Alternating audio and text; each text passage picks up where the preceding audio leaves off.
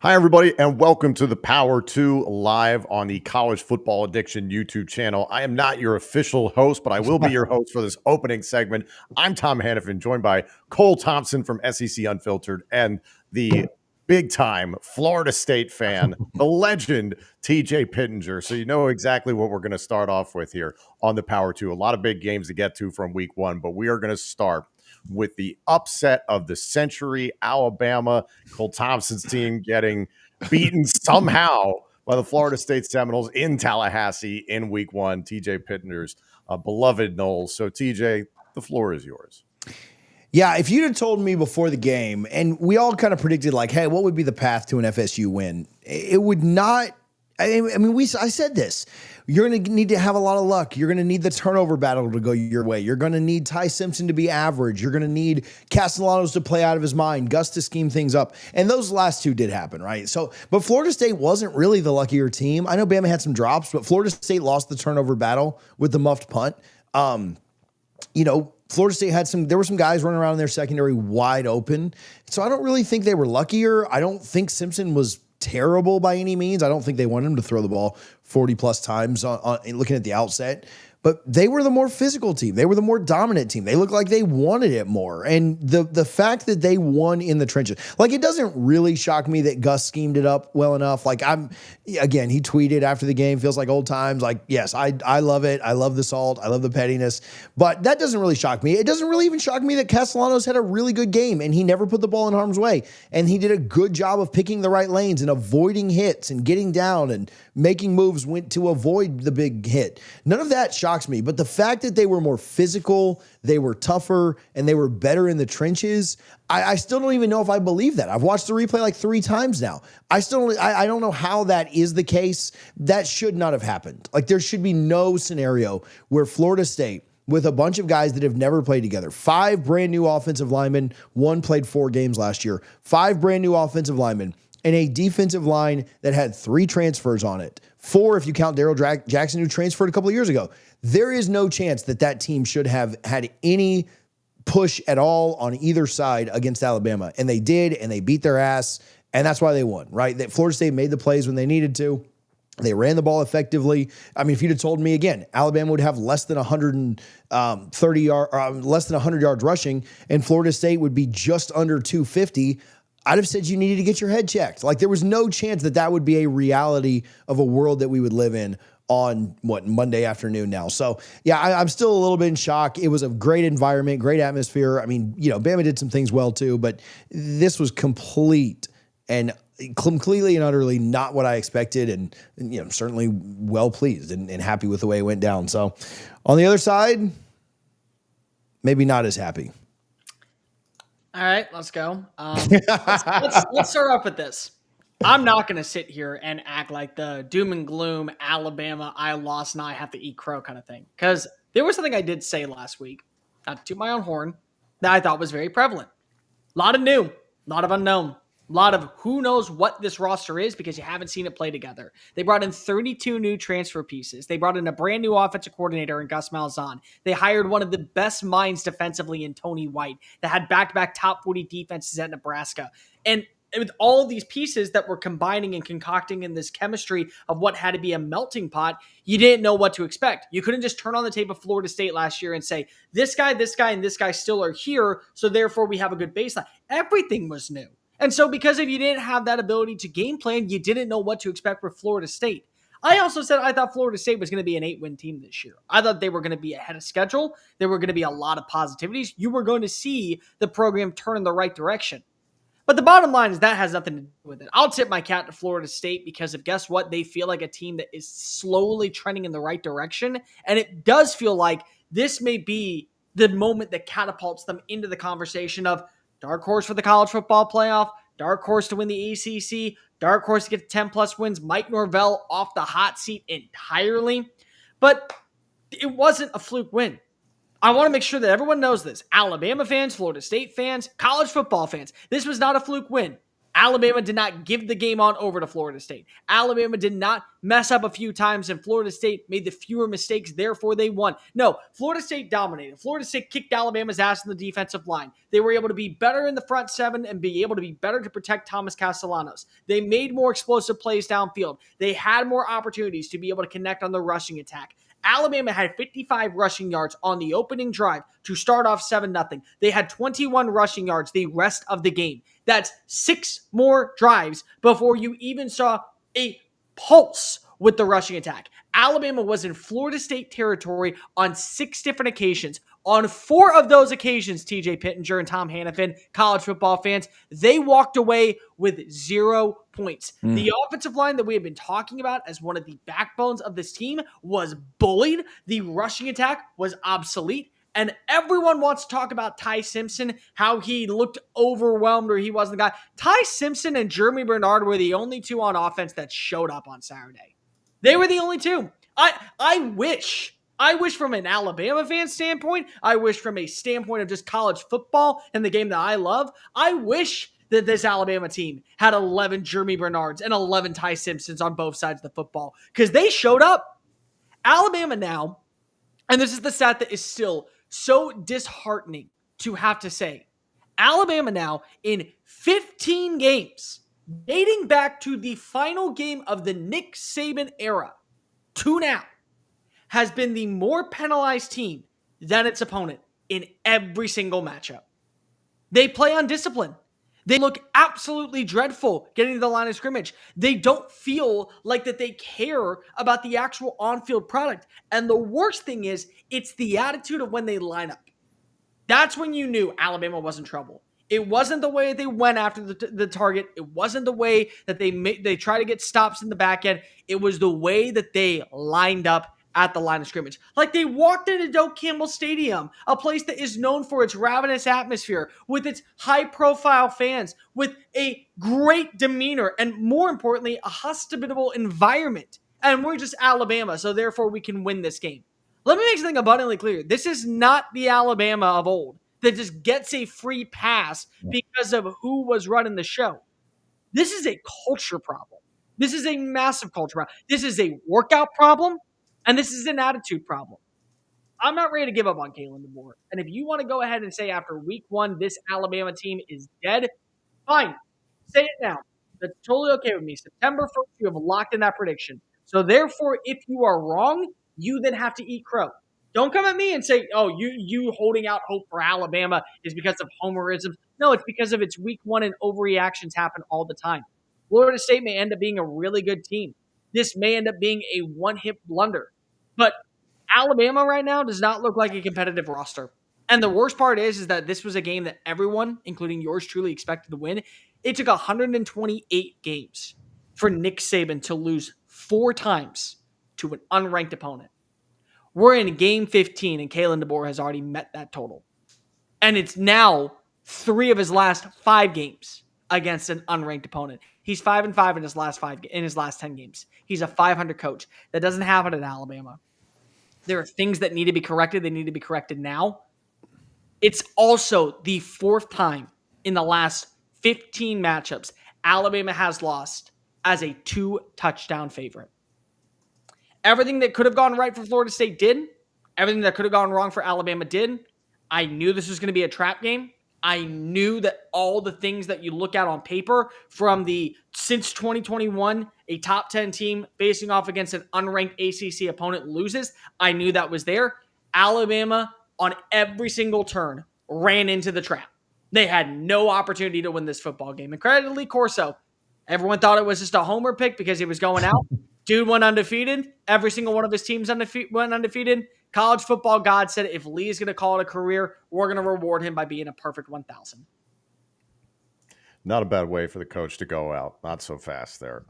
Yeah, this is concerning on a lot of levels. First of all, congratulations to Florida State because everybody counted them out. And TJ, you and I were talking about this before we came on here, is that you didn't expect them to beat Alabama. And we kind of talked about the sliver of a chance that they had to possibly pull this thing out. And I think a lot of Florida State fans didn't expect this outcome either. So I'm encouraged to see a legacy program get a monumental win to potentially get them back into a scenario where they're relevant again, at least in their own conference. And it has created an interesting discussion now after Miami beating Notre Dame and the rest of the ACC. It's like, okay, like who are the top 5 in the ACC? Clemson going down to LSU. That was a big fist fight in Death Valley, South Carolina, that is. So I'm just curious to see what now happens in the ACC. But Cole, I think you hit the nail on the head there. My bigger concern overall is the culture within Alabama football, because I think it was natural to expect the win-loss percentage to take a hit after Nick Saban was there. I don't think anybody ever expected it to be a perfect passing of the torch from Nick Saban to whomever the next head coach was going to be, Galen DeBoer or somebody else, that it would just be continuity and, if anything, trending up. You knew that there was going to be change. You knew that you might see things trend down a little bit in terms of wins and losses, but what you saw on tape, there are a lot of clips on social media of just the lack of hustle, the lack of motivation, the work ethic, all the points about Nick Saban and accountability and the way that the program used to be run, and some of the reasons why Nick Saban's no longer in coaching, because you can't coach hard the more traditional way. And I know some people say, oh, that's a back in my day type of thought process, but realistically, you're dealing with millionaires now in the field who will transfer if at the blink of an eye. So Kalen DeBoer is probably dealing with that. And Cole, I don't know what your knowledge is of the program, but like how many kids are going to Alabama now because of the brand and really don't care about the culture? It's just because I get to put a number on the side of my helmet and say I played for the Crimson Tide, when it's not really the same Crimson Tide that we knew under Saban. It's a problem. And I think the worst part of the entire thing comes back to not even the culture. It comes back to the little details. Like, I remember back in the day, there were people that would be backups on an Alabama team that would fight with the starters if they did not deliver. There would be starters that would clearly call out people, didn't matter what side of the football, if you didn't do your job. There was accountability held internally by the players, not the coaches, the players. And I understand that we have social media these days that's played such a big impact. I understand that there is a new way of thinking when it comes to the attitude, and people want to talk about the TikToks and painting of your nails. Sure, if you want to go to that level, so be it. I care more so about the accountability.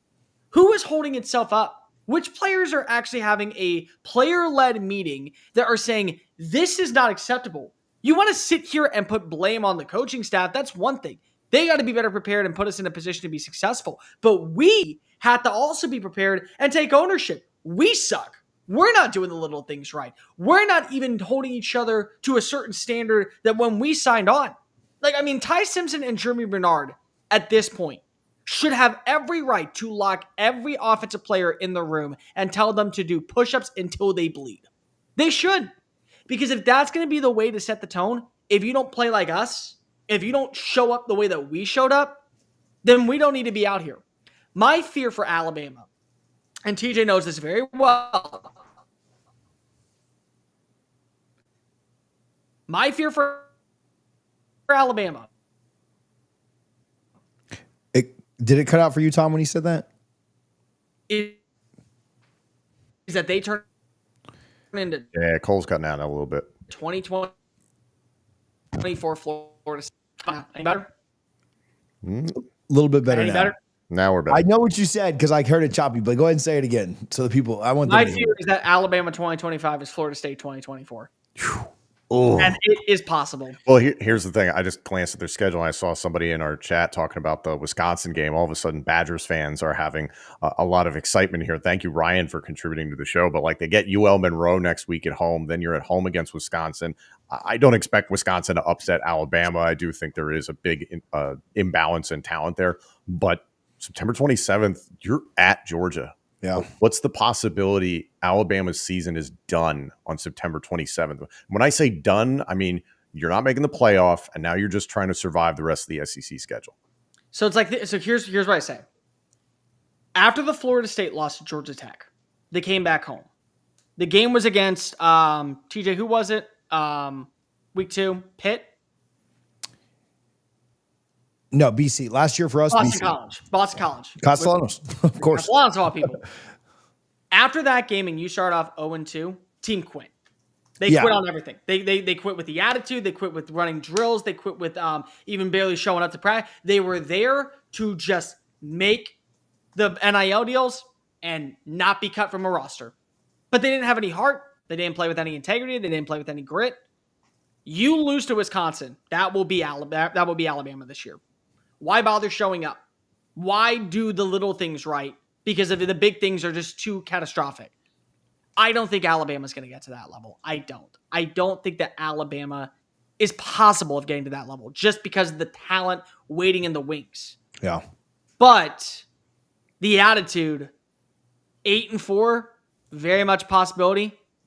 7-5, very much a possibility if this is the way you show up. The Tennessee game, I see you, David, in the comment section. Tennessee right now looks miles ahead of Alabama on all three phases. The game against South Carolina, I thought that was going to be a must-see showdown. It's going to be a guaranteed win the way Lenore Sellers plays football. Because you can't stop Thomas Castellanos, who is 189 pounds wet. This is a 240-pound monster truck quarterback that is honing in with the deep ball and also plays like Josh frickin' Allen. You can't make that stop. The Auburn game, weird things happen at Jordan-Hare Stadium. The only thing that's going to be weird is if Alabama is able to make this thing close after the way Jackson Arnold played. Like, that's just the bottom line. You need to have a harsh reality check if you are Kalen DeBoer. Things have got to change. And that includes your attitude to the way that things are going about. You cannot be a passive coach and find that to be a successful story. You can't. And if you think it's possible, you're not meant to be in the SEC. I think you are. But if that's the way you want to go about it, you're not meant to be here. I think that it's so hard to not overreact to week one on both sides, right? Like Cole said, this could be 2024 Florida State. That is Alabama. I don't think it is either. But obviously, we've seen it happen in literally 12 months ago. And Florida State might not even be that good. Florida State could go 6-6 after this. Now, I don't think they are, right? I think they're closer to 9 or 10 wins. But Bama could just really suck, and they could quit. And so you don't know. But they could also turn things around really quickly. Like you go in, again, I don't think they lose to Wisconsin, but we'll see. That you go into Athens, I mean, Florida State fans, I don't want to say they've forgotten about 2-10, but nobody's talking about 2-10 anymore. That's been all the favor that Mike built up and then lost. Most of it's back. I'd say 90% of it's back because they didn't just win. They didn't just get lucky. They beat the hell out of Alabama. You go do that in Athens, and whether you beat them by 20 or not, it doesn't matter. You go win by 10 in Athens or 3 or 1. It doesn't matter. You go to Athens and win. It doesn't undo what you've seen because they beat Georgia last year. But you can quickly get back on the right track, and you certainly need to. So I don't know, but it's hard not to have an overreaction. The way that they both played, the way that they both looked, it's not, we'll get to Texas next year. It's not the same as Texas losing, right? It's not close to the same. Even though Clemson, I'm a little disappointed with the way they played. It's not the same as them losing. It's not the same as Notre Dame losing. The way they lost was so, again, I don't want to say unimaginable because college football is dumb and weird things happen weekly. Boise State, who thought Boise State would lose by 70 the other night? I guess it was like 30. Maybe I shouldn't use so much hyperbole. But yeah, I think that is what you look at is you say like, yeah, weird things happen in week one. But man, it didn't look good for them at all. So yeah, it was fun. I'm still, again, a little in shock, but it was a fun thing to get to experience. Doak was rocking again, and I'm thankful that they've got a couple of cupcakes up after this to not have to stress me out. Because I was stressed until the 2-minute warning when I knew they could just kneel it. Even then, I was like, all right, don't fumble this shit. This is not where we need a place, for the love of God. Yeah. Not the fumble.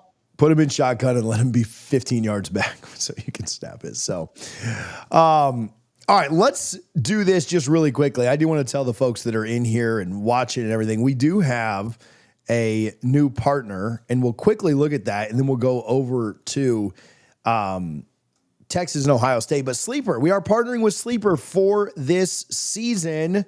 And boys, we're going to make some picks real quick. I don't know how we did on our picks last week. I certainly know that we all missed that Bama Florida State game. I missed Clemson. I got Miami right, and I think I took Ohio State too. So I guess I didn't do too bad. But we're we're going to make some real picks here with Sleeper. So let's try and help the people make some money this weekend.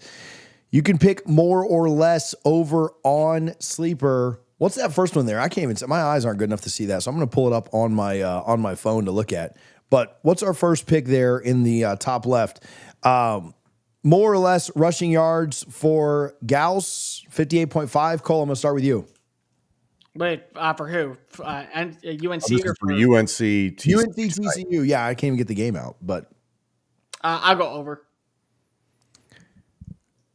I'm going to go less on this one.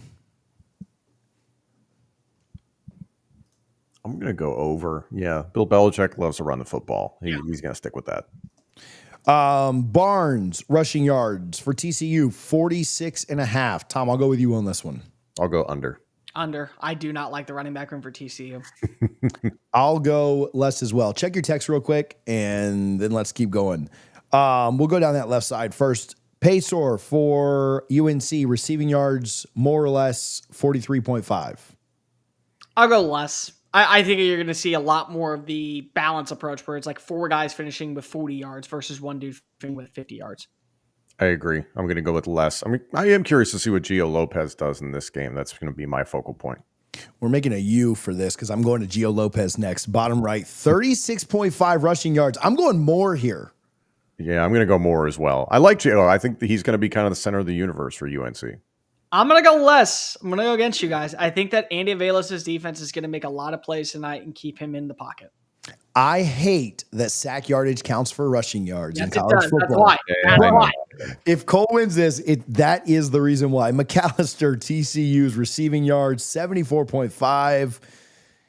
Man, I need some points in this game. Give me more on this one because I'm just cheering for points at this point. So, yeah, I'll go more for McAllister. I'll go less, but I do see a world where Hoover just spreads it around, that sort of thing. More. The most underrated quarterback in college football plays at TCU, and I think that he's going to have a star receiver with Eric McAllister. More. Castellanos had a over-under or more or less 0.5 touchdown passes, had a wheel route down at the 4, and then had a diving catch by Squirrel White also down at the 4. So I took the more on that and missed it, but I'll double down. I'll go Hoover more than 1.5 passing touchdowns. I will also go more. I like Hoover a lot. 3 for 3. More for Mr. McAllister and Josh Hoover. Nothing worse than a guy getting tackled inside the 5 on a 50-yard pass, but it happened twice to Florida State. If you think you know football, then try to turn your football knowledge into real money with the Sleeper app, the ultimate fantasy sports app that can turn game day into payday. Download the Sleeper app and pick more or less on your favorite players with more stats than any other daily fantasy app. Just to choose 2 or more of your favorite players from pregame or live. Pick more or less from the predicted stats, and you could win up to 100 times your money if your picks win. Use promo code CFA, and you'll get up to $100 match on your first deposit. Terms and conditions apply. See Sleeper's terms of use for details.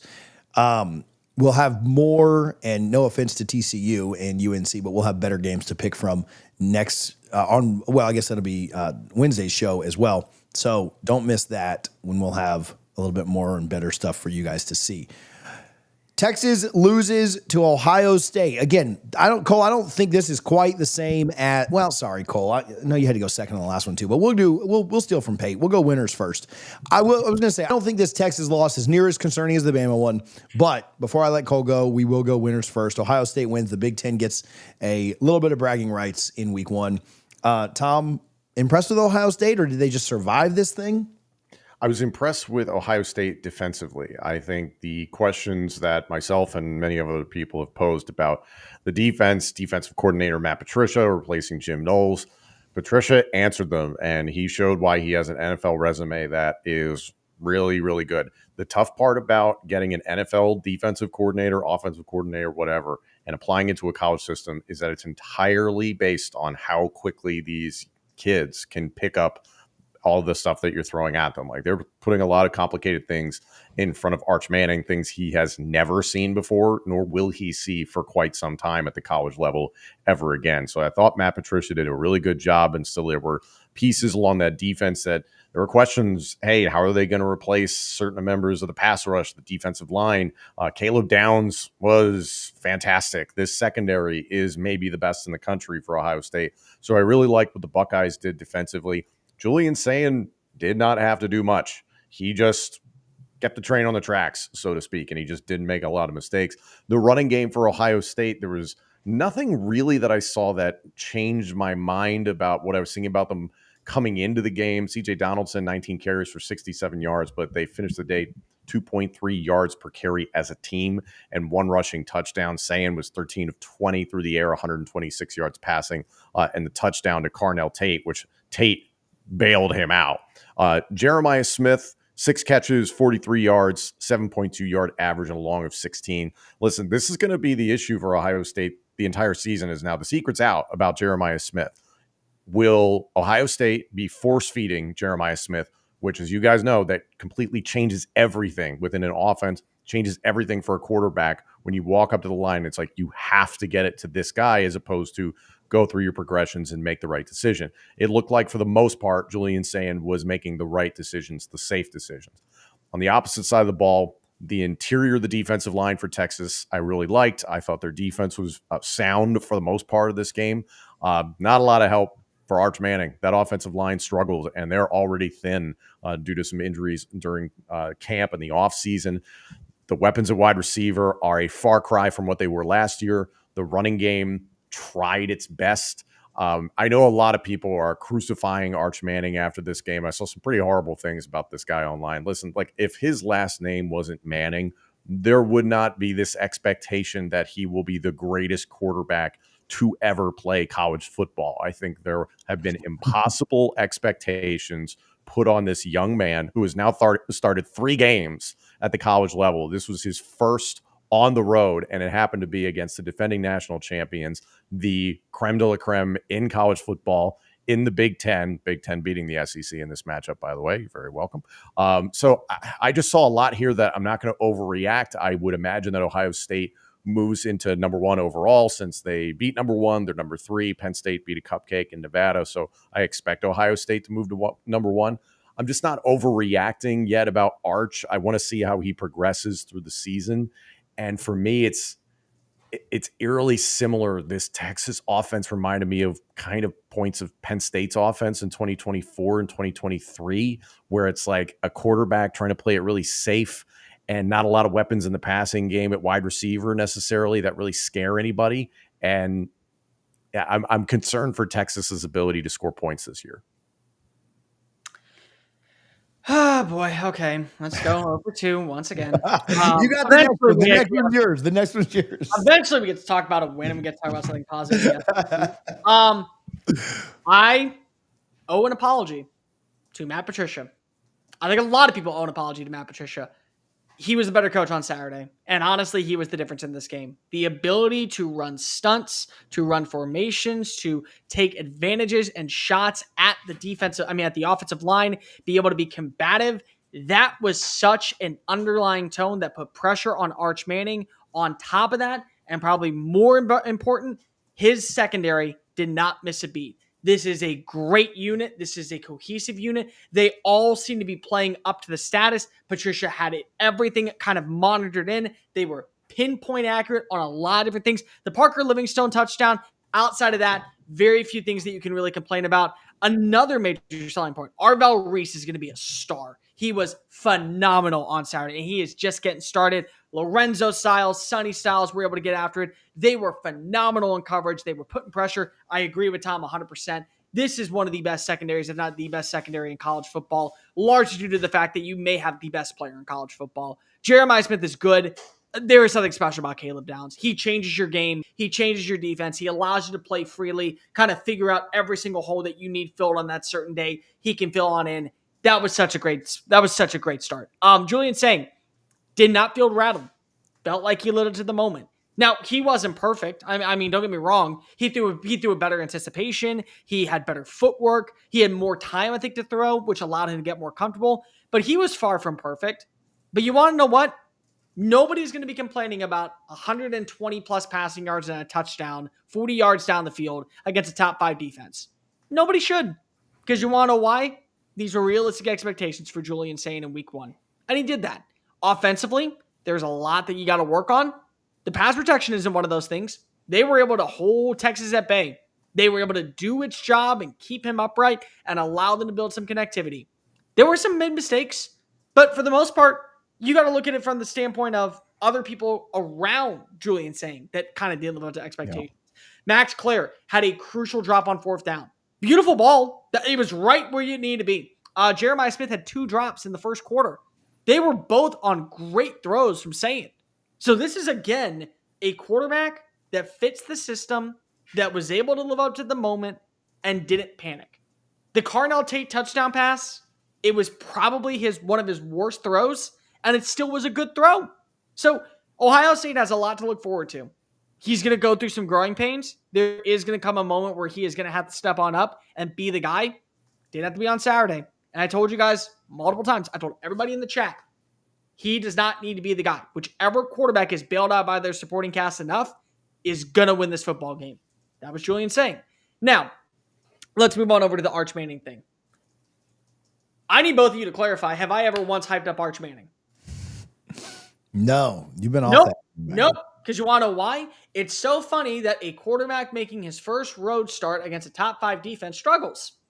I bet you. It's funny how there is a quarterback that was on the opposing sideline going up against a top 5 defense, and nobody is complaining about how bad of a throw he made on 3rd down, how he overshot Jeremiah Smith on a play, how he missed Brandon Innes on a couple of open routes. Really? How was that? Oh, maybe because it was a top 5 defense and you had realistic expectations. You are the only person to blame for Arch Manning being overhyped. Not Arch Manning. He didn't ask for this. He did not try to make himself become the next big-time player in college football. He did not act like that he had to be the dude and the savior and the solution. No, people in the media decided to go ahead and anoint him as the favorite to win the Heisman Trophy. I didn't. The favorite to lead Texas to the college football playoff.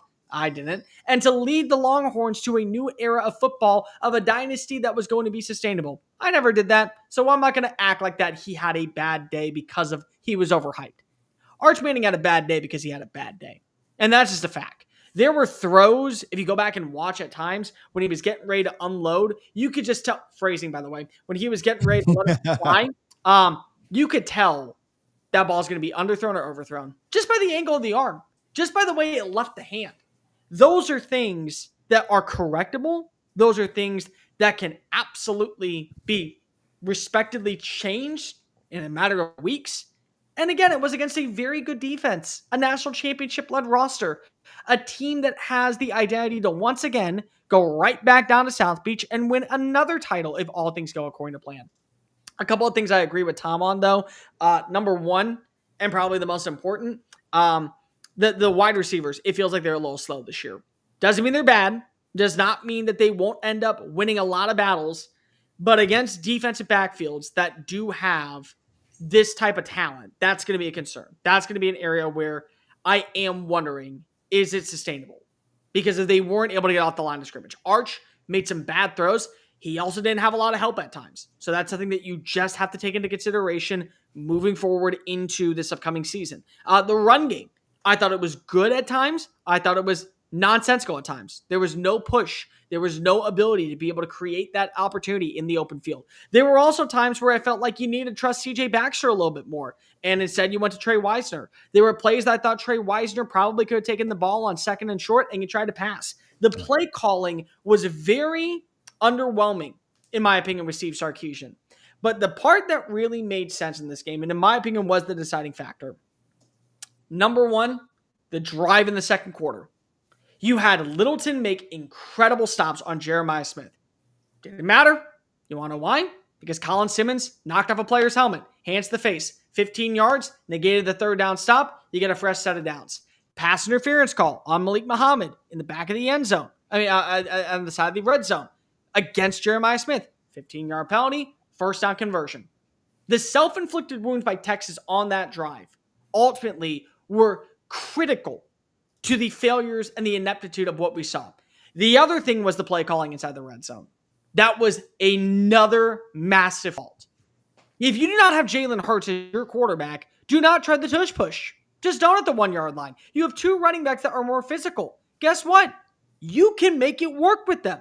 And instead, once again, like we saw last season in this same game against the same opponent, the play calling was ultimately the deciding factor. Great execution by Ryan Day. Terrible execution at times by Steve Sarkisian.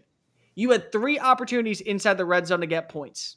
And then you get a touchdown. If you take the touchdown if you take the field goals on 2 of those drives, it's a 14-13 game. And maybe if that last touchdown catches, in my opinion, maybe it's a Texas win. But it came down to play calling and it came down to the little details. Ohio State executed. Texas didn't. And by the way, BB Murr in the comment section, this is his 3rd year at the same school with the same coach. Give me a break. The mental reps are completely different than the physical ones. If you don't know that, then you don't know anything about football. Get out of the comment section. We'll talk later. Cole's on one today. All right, let's let Cole just keep rolling. Let's give you some shine. LSU in their 0-5 streak against. And what's their record against ACC teams? Because they lost 2 to Florida State. So I wonder what that is right now. But they end that streak too, I guess. Ends their streak. Clemson still struggles with the SEC. Did it shock you that Clemson didn't score in the second half? Like, I didn't think LSU's defense would be that good. Cole, take it away. The winner of this game, the name that deserves all the respect, the name that absolutely gets to take a bow this morning, is one Blake Baker. Blake Baker was the difference in this game. Yeah. And credit's due to also to Derek Thomas, I believe is his name. He's the GM for LSU.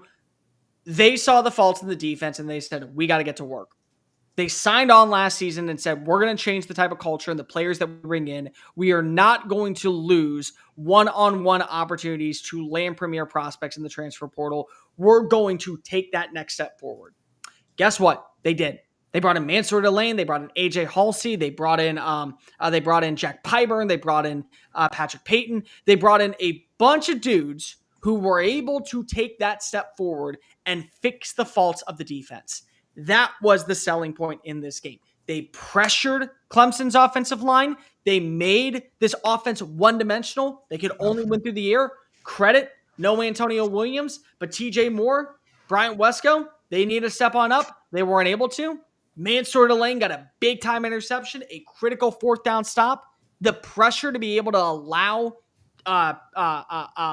Harold Perkins to play freely in that star position instead of trying to just make him work as a linebacker was another major element that took away the rushing attack of Kate Klubnik. The thing that hindered the success of LSU offensively last year was the inability to stop the run. They held Clemson to 1.6 yards on the ground. And you know what? They gave up a rushing touchdown inside the red zone. That's fine. They allowed one explosive play of 10 yards, 1.6 yards. That is something that you can hold your hat on if you are Blake Baker this morning. The other thing is that this is now an offense that didn't need to rely on scoring points just to stay in the game. Because last season, the question was always, in my opinion, well, how much is LSU going to have to score to win? Now the question is there enough? Is there enough to feel like there is a defense that can bail you out of trouble when the offense is not able to execute? That wasn't it last season. It never was. You had to say Garrett Nussmeier needed to connect downfield. You had to say that X wide receiver had to break on out. You had to say that the offensive line needed to create an opportunity for the passing attack to take the next jump forward. That was it. And guess what? Now you don't have to worry about that. This offense is going to find its rhythm. They were able to run the football efficiently. They were able to get a couple of opportunities wide open. Aaron Anderson didn't miss a beat across the middle of the field. Garrett Nussmeier made some exceptional throws. There are definitely things that this LSU offense has got to work on. But the difference is, in my opinion, this time around, LSU can say, our offense can get to 24 points today. Can you give up less than 24 points? The defense can say, yeah, we got you this afternoon. Everything's fine. No problem. That has been the thorn in the side of Brian Kelly. It happened in 2023 when they had an offense that was good enough to win a national championship and a defense that kept them out of the college football playoff. They now have the identity on the defensive side to put themselves in a position where they will be in every single game. And if the offense takes a jump forward, look out. The SEC, in my opinion, is wide open when it comes to the favorite. I still think Texas can be there because it's different than Alabama. Alabama showed no heart, no grit, no determination. Texas played with a physicality. They at least showed up defensively. They're going to get there. Offensively, it'll be fine. Georgia can be that team. Maybe Tennessee can make the jump into that conversation after what we saw on Saturday against Syracuse. In my opinion, right now, if LSU's offense takes another jump forward, and this is the defense we see every single Saturday, they are the favorites to win the SEC. No questions asked. What about on the Clemson side, Tom? Do you have thoughts? How is this concerning for them? I think LSU might be really good. So to me, it does say more about LSU than it does Clemson. But it's got to be a little concerning for Clemson, right? Yeah, you don't love the 1.6 yards per carry when this is historically a team and a program behind Dabo Swinney that prides itself on running the football effectively. I think there are a lot of people at Clemson that have been curious for a while, where does Cade Klubnik fall in the pantheon of Clemson quarterbacks? I think he's a lot closer to Charlie Whitehurst than he is to Trevor Lawrence. And this was a big game opportunity for him to try and put the team on his back. And he's not that guy. He's not that guy that is going to. You're not that guy. Yeah. I'm not saying he's a bad quarterback. Obviously, he put up tremendous numbers last year, but Cole and I were talking about this before we came on the air. I don't think right now there's a world beater flip a switch and this guy, this one quarterback in college football can elevate everybody around him and go win the football game because he decided to. The last guy that I can think of that did that was Jaden Daniels. I think Cole and I are in agreement that Lenore Sellers could do that. He didn't do that against Virginia Tech, so jury's still out on Sellers. There's a couple of guys that might be able to do it, but Klubnik's not that guy. This is another situation where he's been put in a big game and he's not exactly elevated everybody around him. But I will say this, Clemson defensively still has bite. They are proving that they can hang with elite teams. I think LSU is an elite team, and we talked about it coming into this. I think the pressure was on LSU to not lose this game, because if Clemson wound up somewhere in the hierarchy of the ACC or winning the ACC, then you're in a situation you get closer to playoff time. If LSU isn't in the situation where they're playing for an SEC championship, now you're really looking at their resume. It's like, well, you lost another season opener, and this time you lost to an ACC team. Like, those chunks would have been taken out of LSU. So I think this is a big mental hurdle that Brian Kelly and LSU got past. Nussmeier, I feel confident in going forward, but I want to see more. For me, my favorite thing, Ronan Hannifan is the greatest defensive player in college football right now. I wish he had gone to Penn State. He was recruited by the Nittany Lions. I certainly tried to weigh in on that on social media. He went to Clemson. So congratulations to Ronan Hannifan, who led the Clemson Tigers with, I believe it was 12 total tackles. Let me see. Yeah, tackle for loss and a pass defense. So congratulations to Ronan. I'll tell you what really changed, in my opinion, on this game. LSU, Clemson, much like when it comes to Ohio State, Ohio State, Texas, they're still a playoff team. In my opinion, they're a playoff team, and they will be. They'll still be a favorite to go win the ACC. The difference is that my opinion of the ceiling has changed for Clemson. Yes. The floor hasn't. The floor is still, you're a 10-win roster. You're going to be in every single game in the ACC. You're going to be able to hold your own against most opponents, and your defense is going to bail you out of trouble when the offense isn't able to connect. But the problem is, there are teams out there that are going to need their quarterbacks to be the X factor if they want to win. And if they're not, there is a certain level that you just hit, and that's it. I don't think that Cade Klubnik is a game-altering quarterback. Now, I thought he was going into this game QB1 because of the production around him, another year in the system, another year of live reps under his belt, and because of the way he progressed last season. But it's very clear there's a cap on him. There's a certain level of quarterback play that you're going to get from him, and if everything else around him isn't working, so be it. It's why when you talk to people around the league, why you talk to people in NFL circles, one quarterback in South Carolina is viewed as a first-round pick, and the other one is viewed as a day 3 selection. It has nothing to do with the supporting cast around them. And that's why, again, I think that Clemson is still a favorite to win the ACC and go to the college football playoff, or be an at-large bid and go to the college football playoff, because they're a good supporting cast. But there are teams that are going to make the playoff this year because of the quarterback was the X factor. I don't think that Clemson has that right now. They have a good enough roster. They'll be fine in most of their games. That means that you have a good floor. Your ceiling is probably a first-round exit in the playoffs, or if you're lucky enough to get that first-round bye because you win the ACC, you'll lose in the second round simply because if you got a week off. On LSU, man, I know that we'll find out a lot more about them when we preview a game in a segment or two. But man, their last game of the year being against Oklahoma could set up for some real fireworks if Oklahoma's able to be in a wide open SEC, that one at the very end of the year, which we won't preview it this early, obviously. But man, that LSU Oklahoma game could be a ton of fun when we get to it if Oklahoma can hold serve in a league that seems wide open. The Bama game, maybe not as daunting for Oklahoma now. I know they won it last year. The Texas game, maybe not as daunting for Oklahoma as it was at the beginning of the year. So, man, yeah, Cole's take on the SEC. I mean, shoot, I hate to admit this. Could Florida go make some noise in the SEC at this point? It feels like anybody could, right? And so LSU, Oklahoma at the end of the year, I think we're going to be pretty impressed with that, even though there's big stuff happening on rivalry weekend. Miami and Notre Dame last night. Boy, this was very nearly a Mario Cristobal special. But I wasn't as low. Listen, I got to dog myself for not believing in Florida State. But the one thing I did, I never went up against Carson Beck. I really did think that Beck would be fine there. And I thought he was good last night. They wouldn't have won if not. The pieces around Beck, the offensive line and the running game that Miami has is so freaking good. And CJ Daniels making a great catch. Like their weapons outside impressed me last night too.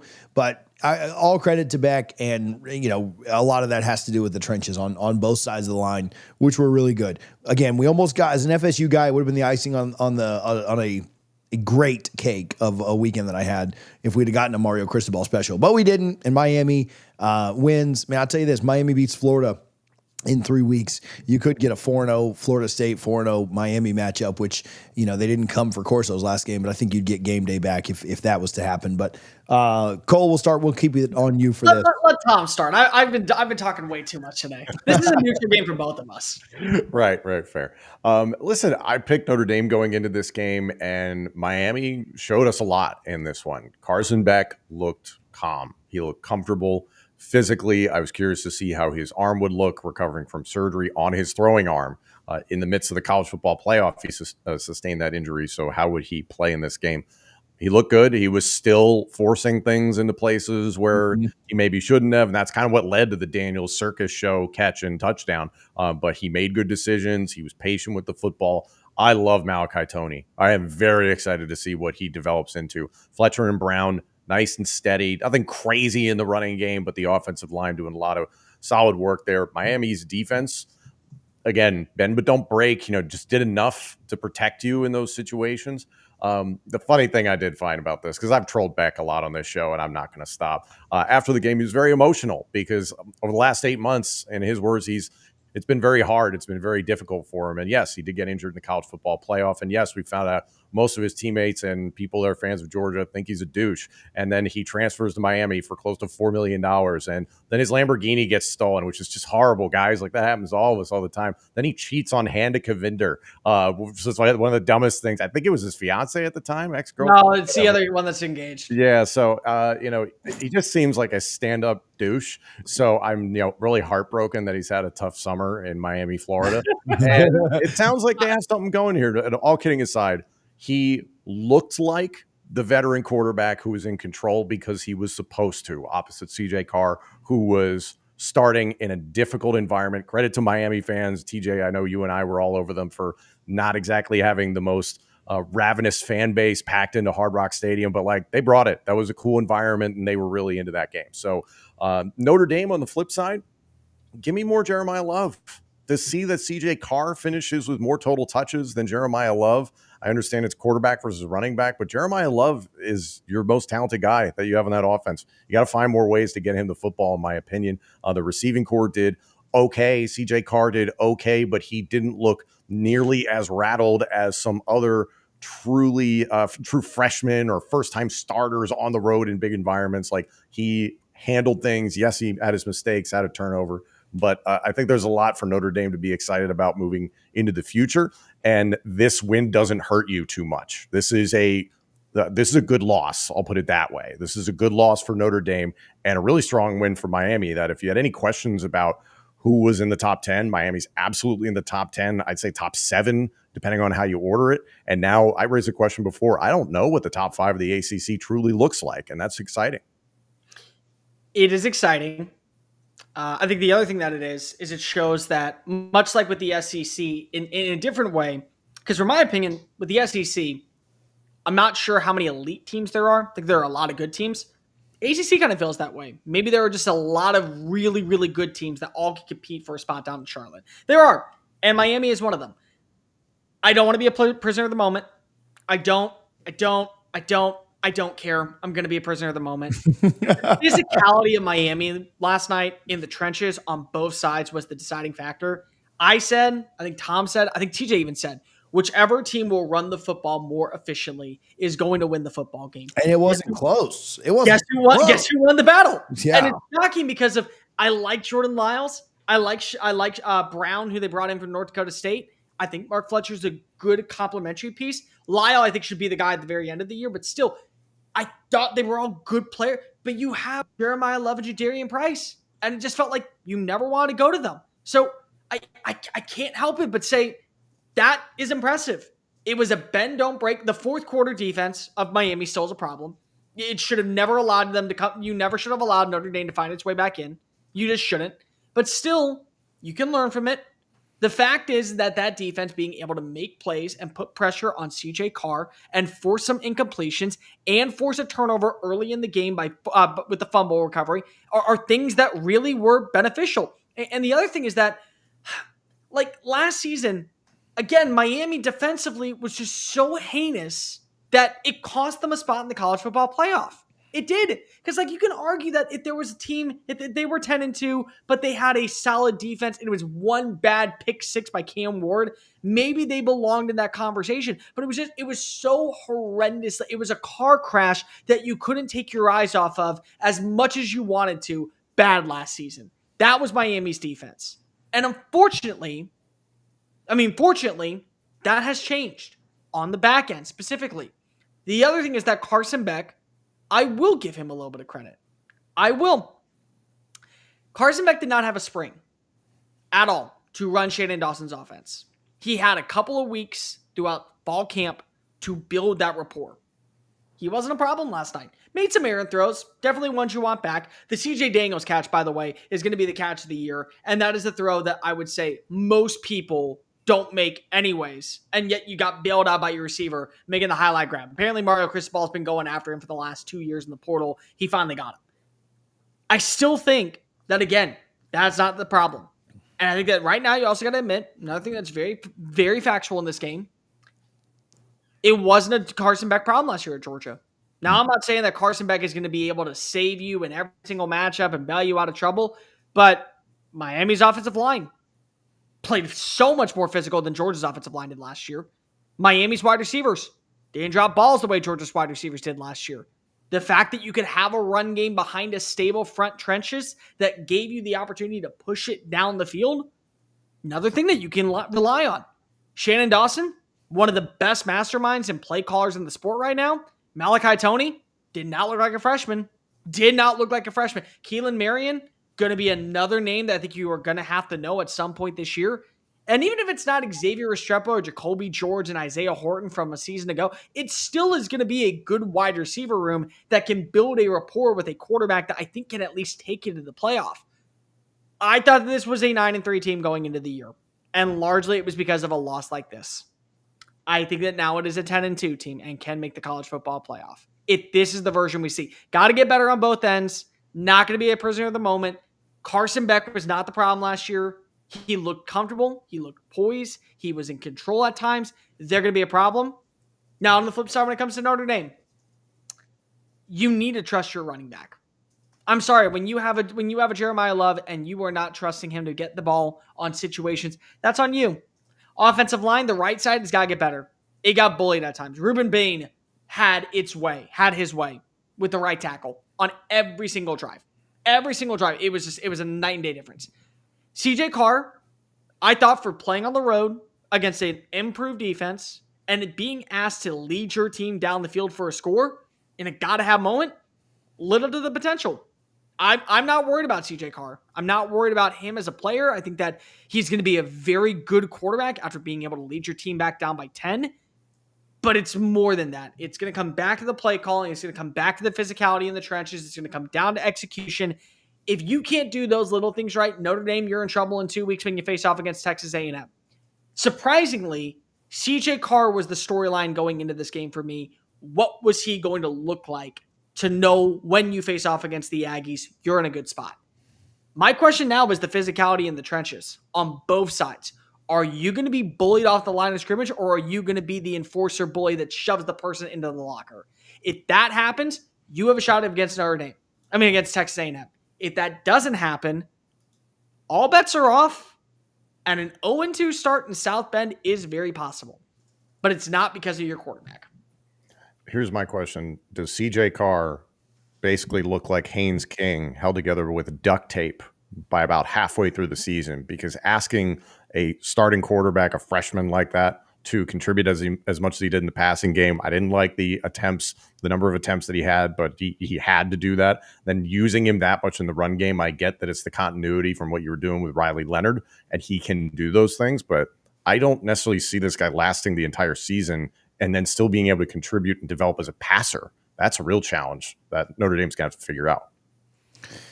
Miami should win a couple of games before we get to it, but they're back-to-back against Florida and Florida State. Seem to have gotten so much more interesting with this weekend's results.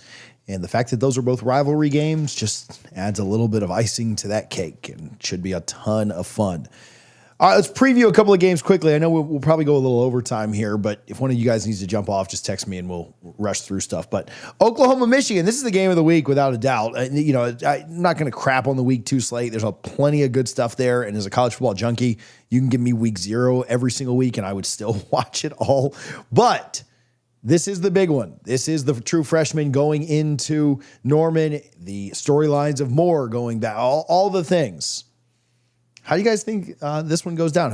Tom's gone first of the last 2, or he went first on the last one. So we'll start Oklahoma's side.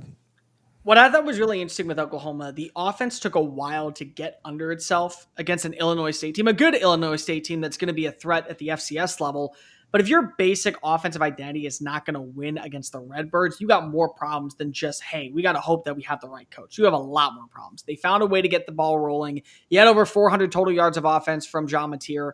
But the thing that bothered me a lot in this game was the run defense's inability to slow down the Redbirds. Illinois State finished with more rushing yards and better yards after contact than Oklahoma. That is a concern after watching what we saw from Justice Haynes. Justice Haynes had over 150 rushing yards. It was very clear in a game against New Mexico, a New Mexico team that played with intensity and grit and physicality. And honestly, it did look like a roster with Jason Eck at the helm that's going to be better in the Mountain West, a wide open Mountain West, I might also add in at this point, than probably we gave credit to going into the offseason. The fact they ran for 150 yards and he averaged over 9 yards a play, that is a proof that he was not the issue in Tuscaloosa. The play calling was an issue, that you couldn't get him involved. And I think it's also really important to realize he is going to get his yards after contact. So what I wonder is, can Oklahoma set the tone early in this game with the vertical passing downfield? John Mateer, can he live up to the moment playing against a Power 4 defense? The other thing that I wonder about is, are you going to get a healthy Jaden Ott? Jaden Ott was the number 3 running back in this game. He finished with 1 carry for -3 yards. Now, I talked to somebody before the game. He has not been at 100% since the start of fall camp. It was why he showed up as the number 3 running back on the depth chart. They also wanted to see what they were going to get in Blaylock and what they had in the other running backs. But still, when you look at him, he is going to have to be an X factor. You brought him in for a game like this. I wonder what the rotation of Michigan's defensive line is. Last season, I read a stat this morning that Kenneth Grant and Mason Graham had the most snaps last year by any Michigan defensive player. That is big because of you have to rotate in the defensive line. I wonder how that's going to work on the road with a lot of new and a bit more continuity on this offensive line for Oklahoma. Who was going to be that X factor weapon to step on up? be able to take the top off of the defense. There were plays in that matchup, especially in the zone coverages with Wink Martindale, for my opinion, that allowed New Mexico to still be able to capitalize. Lane had 3 interceptions in that game, but it wasn't like he wasn't finding some success at times. John Mateer is a better quarterback than Lane. He is going to be able to go ahead and connect. You saw the likelihood of what is a guy like Keontez Lewis. You saw the growth of him and the maturity of Deion Burks. Can they win their one-on-one battles? If that happens, I think that Oklahoma could really get out to a substantial lead. The bigger thing, and I'm blanking on his name off the top of my head. So, Tom, can you just, as a Big Ten guy, the linebacker targeting call? Barham, Jayshon Barham, which as an SEC guy doesn't matter. In my opinion, all comes down to just being a college football fan. The fact that he is suspended and if the appeal is upheld is a travesty to college football in general, because if anything, that was a late hit. It was not a targeting call. The fact that you have no idea as officials what is a targeting call is beyond disastrous at this point. How dare you make calls like that and think that that is justified? It was dreadful, completely. And now he is out for the first half. Well, you get quality linebacker play from his depth and behind him and the players who are sitting and waiting in the wings with the second team defense that can slow down this offense. Because if that happens, Oklahoma could jump out to a lead and they're not going to be able to get it back simply because of they start hitting that area of the field. It's going to be really interesting. I'll save the Bryce Underwood stuff for Tom. I want to put the Illinois State-Oklahoma game into perspective a little bit because I do agree with your concerns, Cole, about what Oklahoma gave up in the running game. 4 carries went for 13, 13, 23, and 24. So 73 yards out of 117 yards rushing. So if you take away those 4, what qualify as explosives, then you have Illinois State rushing for 1.9 yards per carry against Oklahoma. So yes, you don't want to see those yards after contact, but it does certainly concern you for Michigan. Just taking a look at this overall, I mean, John Mateer, it's kind of what we're talking about with Beck and that he looked like the veteran quarterback in the game against Notre Dame. I expect John Mateer to look like the seasoned veteran quarterback in this game because he is. And you're also taking advantage of a game that's going to be at home at Oklahoma, where they've wanted to have a big time game like this for a little while. The over under I'm seeing in certain places, the more or less, is 45.5. Part of me thinks this could turn into a little bit of a shootout. It didn't look like Oklahoma was afraid to pull the trigger just for funsies with John Mateer throwing the football. I expect to see more of Bryce Underwood running the football in this game, even though you feel really confident about Justice Haynes, because I just don't think the opportunities are going to be there in the passing game like they were in their first win in the season. So this is really, like, I see David here in the comment section, like, this is a really hard game to read. I think it is. Like, I could honestly see this game going either way. I think an edge, Wink Martindale. Like, this is a pro-level defensive coordinator who's figuring things out by the back end of last year. That showed against Alabama in the bowl game and the backups that Michigan was playing. They have looked good thus far. I expect Michigan to just make enough stops. And remind me, is this a game where is Sharon Moore missing this game? No, he's coaching this. He's one. There. Okay. So, I mean, this is a big road start for Bryce Underwood. All the eyes are going to be on him for this one. So, honestly, I could see it going either way, but I think you just get explosives coming from the running game of Michigan and the passing game of Oklahoma. And it's just going to be one of those things where who has the ball towards the end of the game and who has the last possession, really. Let's predict it. ESPN's FPI has this at 53.5 for Oklahoma. ESPN is not the end-all be-all because Florida State had less than a 10% chance to win. But considering week 1, they do adjust just a little bit. Do we have a spread on this? I don't have it right in front of me. I'm seeing it's Oklahoma favored by 2.5 on ESPN. Yeah, I think being at home does that. I have enough confidence in Oklahoma. I'll go slightly lower scoring. Give me 24-17 Boomer. Cole, what you got? I am very impressed with what I saw from Bryce Underwood. Let's just call it as is. He looked veteran, poised, directive, not a guy who was making his first career college football start. But you guys are mean in the comments section. You guys are dreadful to me. I'm never going to give the credit of the doubt anymore. I'm taking John Mateer. I'm taking Oklahoma. I got a final score of 27-17. I think of the over hits, and I do think that losing One more time, Tom. I'm blanking on. Deshaun Barham. Losing Barham for this game in the first half is going to be a struggle. I think that is going to be an area where you will watch as Oklahoma jumps out to an early lead. When they jump on out to an early lead, they don't give it back. It's tough to come back from when your primary focus is running the football. So if Michigan's in that hole, it could be real tough. But I am going to be a Michigan fan this week in this game. Give me Michigan by a score of 31-28 on the road. On their way to an 8-4 season. Don't get me wrong, but You're such a jerk. All right, let's finish up with this: Kansas and Missouri, a rivalry. I'm so excited about this one. Oh yeah. Well, Jalen Daniels. If the Heisman was today, would Jalen Daniels win it? No, Bo Perbula would win it. No, Jalen Daniels would win it. No, Bo Perbula killed the Central Arkansas Bears. Yeah, and Jalen Daniels has a passer rating of 215. Kansas versus Missouri. Maybe we just crown the Heisman winner after this game then. Bo against Jalen. Let's go, Tom, here.